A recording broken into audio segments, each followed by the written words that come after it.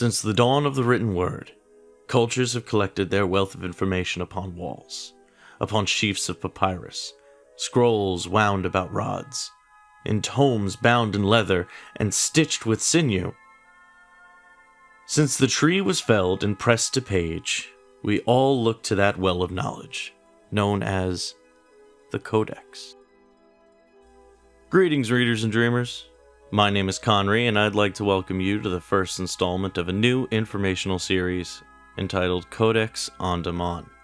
Now, these box prints will be a regular tour through the universe found in my upcoming novel series Chronicles of An Domhan, which is currently funding on Inkshares. This installment will focus on the Marshals of the Edicts and their faith. I thought this would be a good place to start, as all three of our protagonists are Marshals and bound together in this holy order. Now, before one can understand the Marshals, one must first understand the kingdom of Brithangol and the exalted faith. What follows is a summation of what the Brithangols believe to be the creation of An Domhan. Now, this differs greatly from the surrounding cultures in the world, but this is what Brithangol believes, so we will be focusing on just this myth for now. The Exalted created everything before them. An Domhan, a fruitful land of plenty, barren of a master and filled with wonder, ready for the reaping. The Exalted tried many of their ideas for a proper steward of their creation. First, they gathered timber and salt from the sea and crafted the elf. Beautiful as they were, the elf had arrogance for being the first and were deemed too proud. They were scattered to the sea and to the deep woods, lost in wandering without the ability to come together as one people ever again. Next, the Exalted scooped up great handfuls of earth and formed the dwarves. Now stone-born as they were, the hill and mountain people could not adapt well enough. So, ill-suited to being stewards of the land, the Exalted sent them to live in their holds and mines in the mountains where they might find contentment. Becoming frustrated with their failures, the Exalted began looking elsewhere. They gazed afar and found in the dark realms a possible option. The Exalted reached out and invited the orcs from their harsh homeland.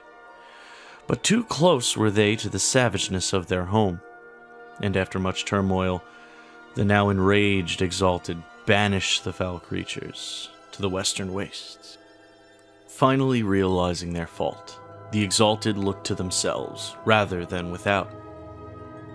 And for a race to command the land they created, the Exalted saw that they must create something of themselves.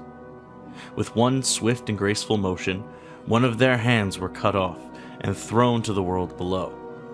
This hand, this manus, was then separated into bone, blood, and flesh of the first Exaltabiter manus. Now, over time, through the growth and development of their faith, this very long name was shortened to the race of man. Many ages have passed since that ancient era. Now we find ourselves in Brithangol.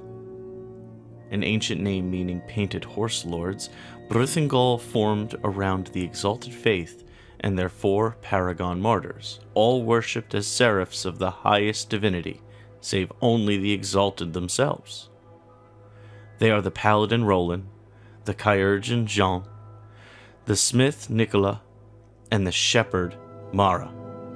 These heroes and their legend are the basis of the formation of the kingdom and its faith.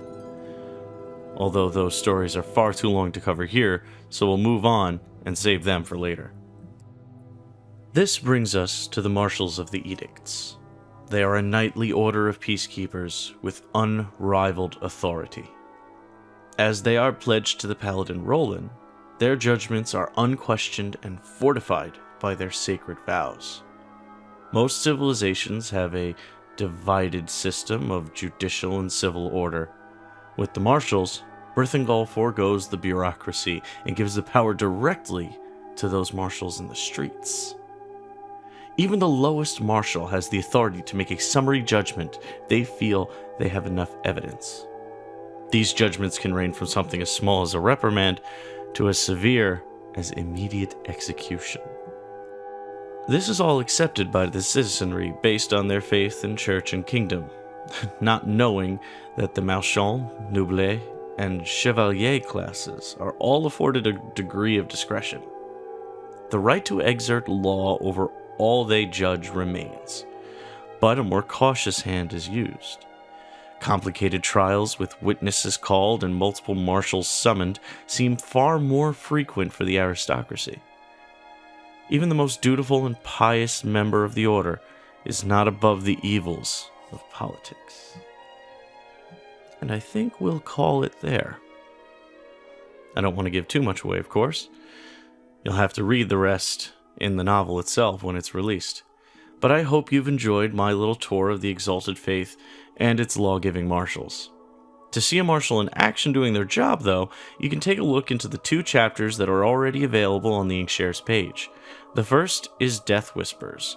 This follows Marshal Walther Cronin and his squire Hector as they investigate the mass disappearances of workers in the manufactory districts, and a lead that takes them into the Nether District, a city unto itself lying below the Brithangel capital of Aberdown. The second is the preview of the chapter entitled Maiden of Iron. This follows a more political investigation as Marshal Beatrix Delacroix tries to secure warrants against a powerful member of the House of Lords from a not very forthcoming Grand Marshal Legio. So until next time, never stop dreaming. Slán go fóill.